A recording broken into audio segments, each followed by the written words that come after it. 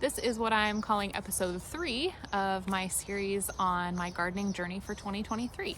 In the first 2 videos, I basically went over kind of the prep I did over the winter to kind of get everybody caught up as to where I'm at right now. So this week is the last full week in April.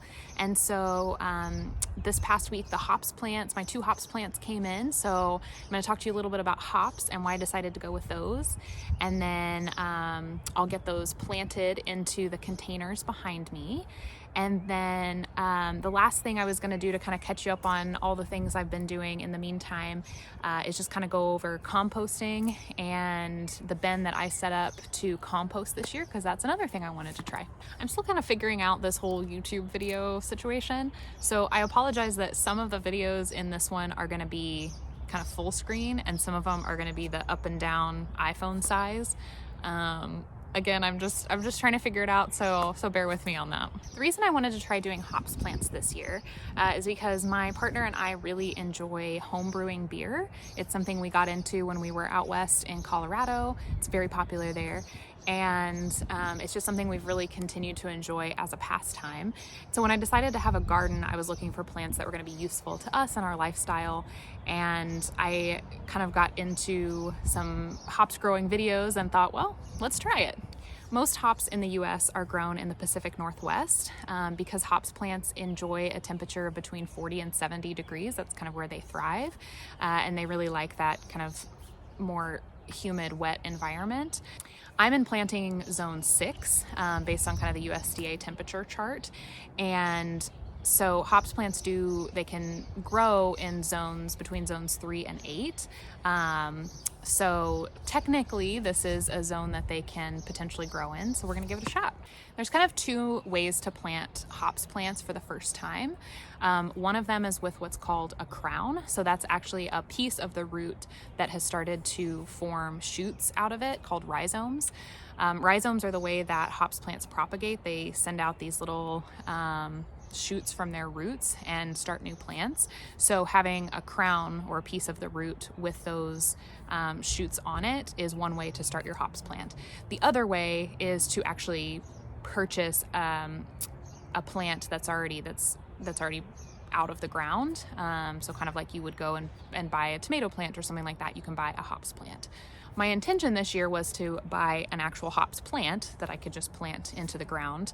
And so I purchased from a website that I hadn't used before that made it look like that's what I was going to be getting. All the pictures showed that, but I guess in the text it never actually said what I was going to be getting.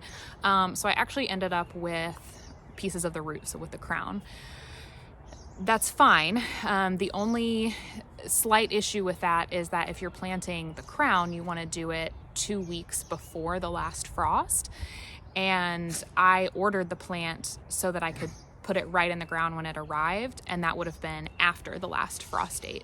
So I think I'm probably about a week, maybe 2 weeks behind where I technically should have been for planting crowns, but we're gonna make it work. It's gonna be great. The other thing that's really interesting about hops plants is that hops plants are what are called bining plants, not vining plants with a V.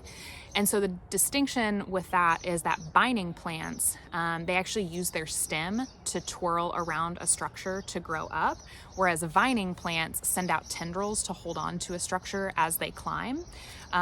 So our hops plants, they can get to be between 15 and 25 feet tall.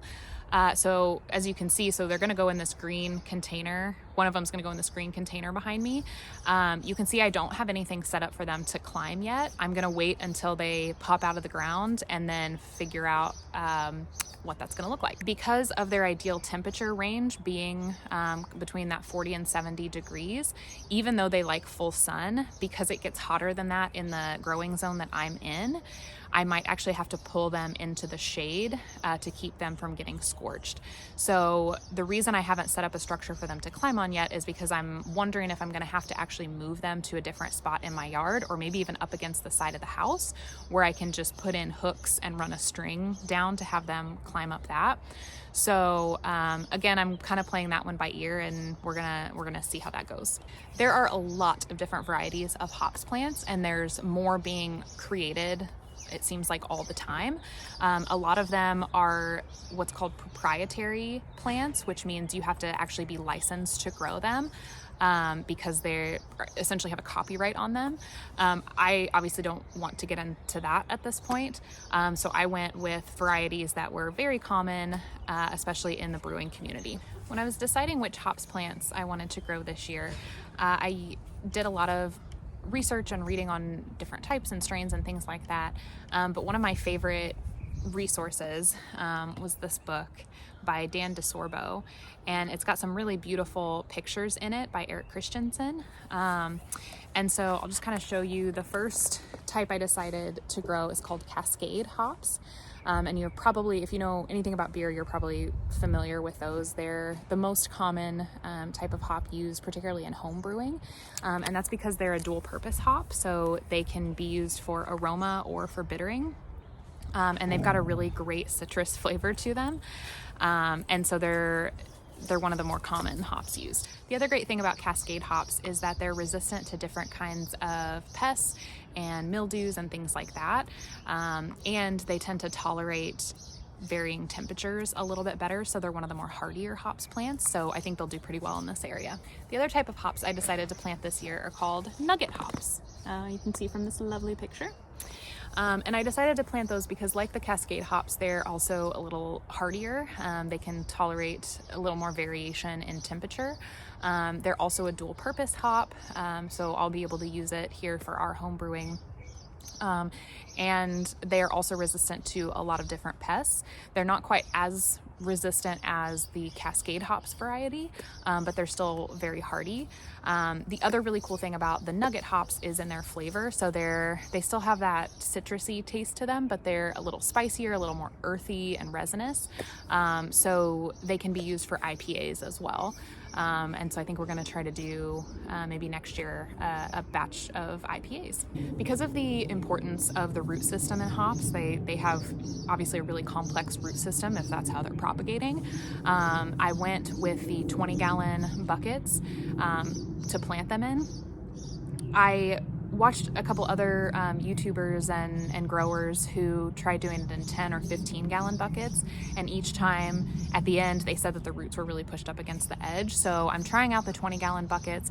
Eventually I'd love to be able to just grow them right in the ground, but we're just not in a place where I can make that happen this year. So we're gonna do the best we can with the containers and see how they do. So I'm going to start by planting my Cascade crown.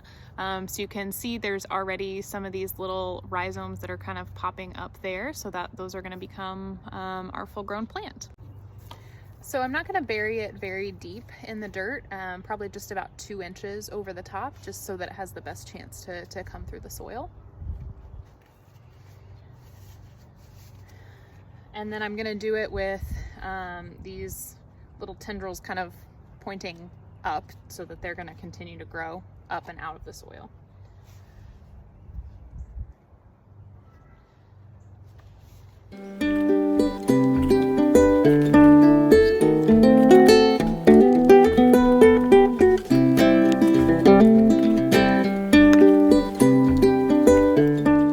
I've chosen to leave myself some extra room in this bucket because, again, I know I'm going to need to add some fertilizer and nutrients to these plants a little bit later in the season, so I'm just going to leave myself a little bit of room for that. So now I'm just going to water it really well. And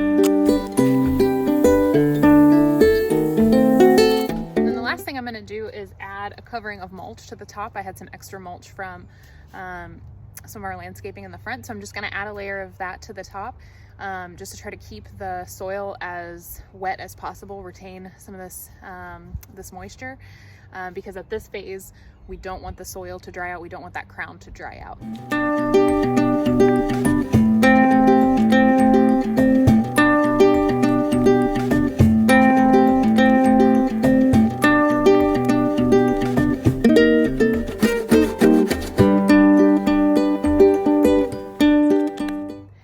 I did a really thin layer so that when that bind pops through, it'll be able to come out. All right, so I'm going to do the same thing for this second crown. So this one is a nugget variety of hops plant.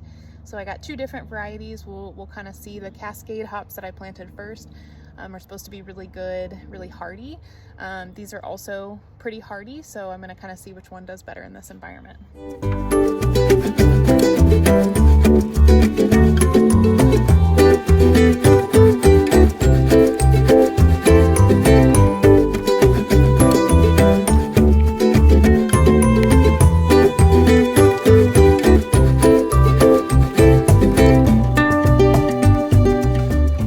It's 2 hops plants in the ground, and I'll let you know how it's growing.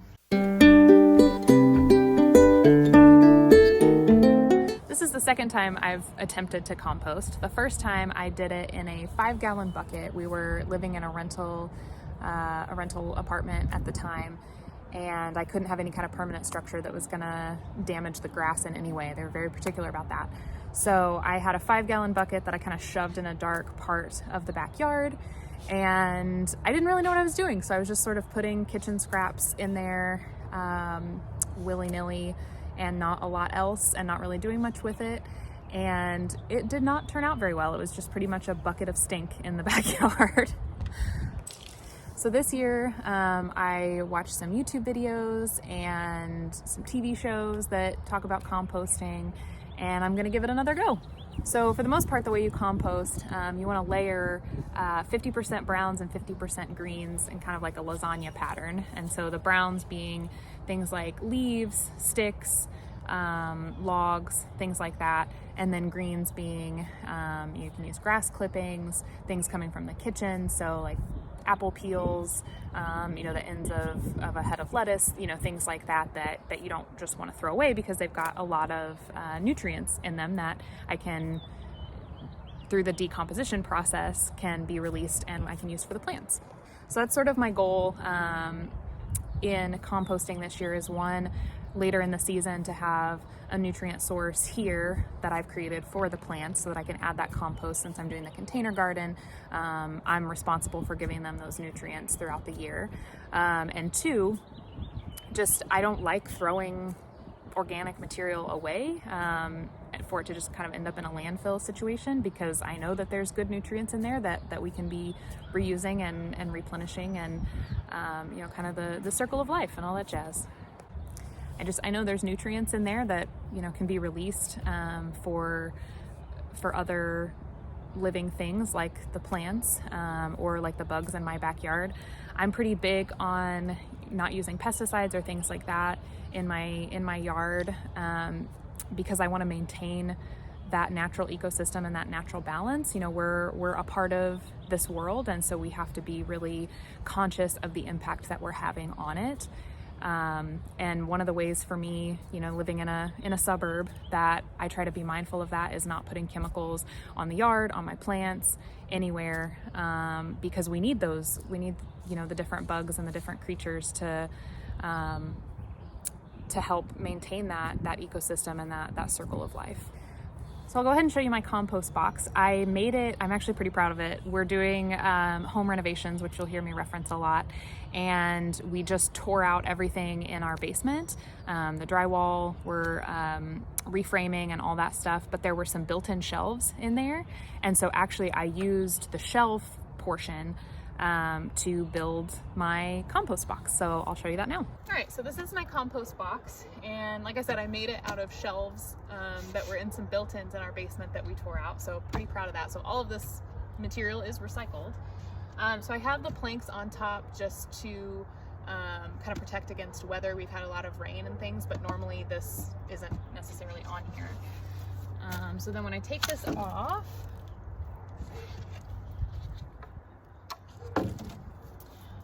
I've got just a burlap sack kind of covering things, and that's just to maintain moisture in there. So today I'm actually going to add, I have some lovely kitchen scraps here that I've been waiting to use. So I've got some coffee grounds, I'll just show you, some celery, some orange peels. You want to be careful about how much citrus you put. You want to be careful about how much citrus you put in there. And then I've got some eggshells and some things like that. Oh, there's Marshall, he's helping. So yeah, I'm gonna go ahead and add this just over the top. So right now I've got a layer of browns, a layer of greens, and another layer of browns. So I'm still kind of working on building my layers. I don't have enough greens in this one yet, so sprinkle this in there. That look yummy.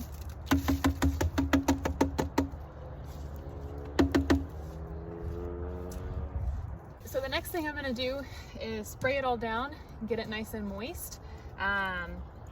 It's such a gross word. Get it all wet, and then I'll cover it with the burlap and then hose that down as well.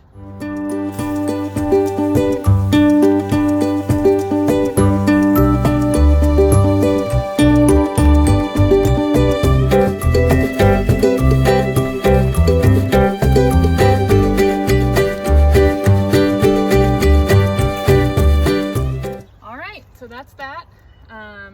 You can see the water kind of leaking out from the bottom. I don't have a bottom on this one.